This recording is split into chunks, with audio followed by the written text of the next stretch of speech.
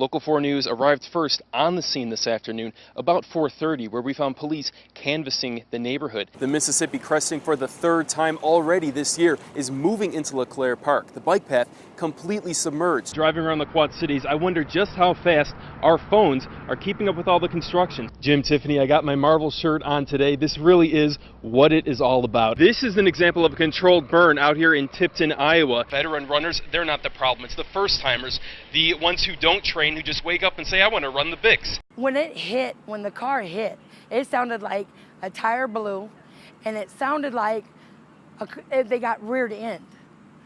We didn't know it was people at first.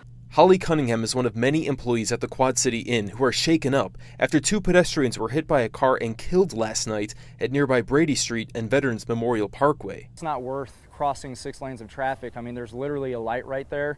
It would be much easier and much safer if you just cross there.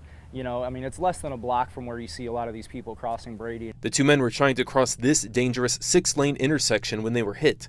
Workers in the area say it's not the first time this has happened, and it'll keep happening unless people take safety more seriously. The manager of the Quad City Inn did not want to appear on camera. She tells us this incident hit too close to home. Last month, my dad hit the car so we have to, city has to do something because nighttime it's too dark over there, So city has to put some lights over there. That's I have to tell you, because people, this is a 5th one. She and her employees are calling on the city to take action to make sure people are safe when crossing the street.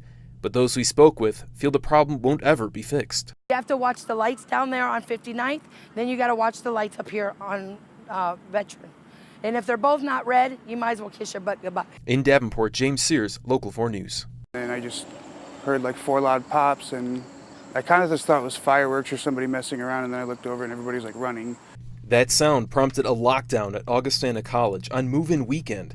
Police say an 18-year-old man was shot in Lincoln Park at 11th Avenue and 38th Street. I'd never really expected. Augie's always been a pretty safe school. Not a good feeling being on campus and knowing there's gunshots going about. A witness tells Local 4 News the shooter was parked in a nearby alley, walked up to a group of guys on this basketball court and opened fire right across the street from a popular dorm. An Augustana student shared with me these 3 Augie alerts sent out via text message. It asks them to remain indoors until an all clear is given. And while the shooting did not happen on the college campus, it's something that in today's climate keeps students on edge. Especially with all the school shootings going on. Nowadays it's almost becoming a trend, which is ridiculous. You always think it's not going to happen to us until something like this happens and you realize that it could happen to you. That's pretty scary, honestly. Rock Island police do not believe this incident is tied to the college in any way. Augustana, for its part, says it has and will continue to review its safety measures. In Rock Island, James Sears, Local 4 News.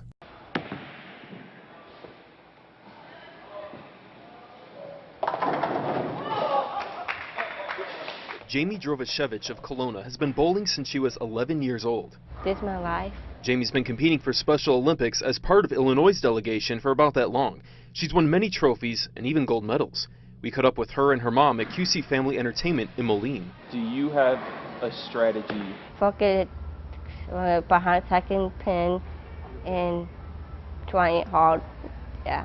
She just naturally picked it up and just at a very young age became a very good bowler, and I don't understand how, but she just did it. I'm good. This is Jamie's first bowling ball. She got it 12 years ago from her brother-in-law, and it cemented her love of the sport. Shane Kern has been her coach for a couple years now. Jamie calls him one of her best friends. He even enrolls with her in tournaments. How do you get yourself ready? Breathe and take 5 minutes and volleyball. The one year at the State Olympics for Special Olympics, she bowled a 165, and everybody around her was just she was pretty young then, and everybody was just hushed and watching her. And we walked out and you could hear people talking about her, and the one guy said, "That little girl's like a professional." So it makes you really proud. I'm crying. In between competitions, Jamie hones her craft once a week in the winters in a women's bowling league, the John Deere Deers. She loves it, especially winning. So when you go to Seattle, you're going to come back with a gold medal. Yeah. Oh my God. A really good bowler out there, too. Jamie leaves for Seattle tomorrow with her mom, and she's excited. The 2018 Special Olympics USA Games run Sunday through Saturday.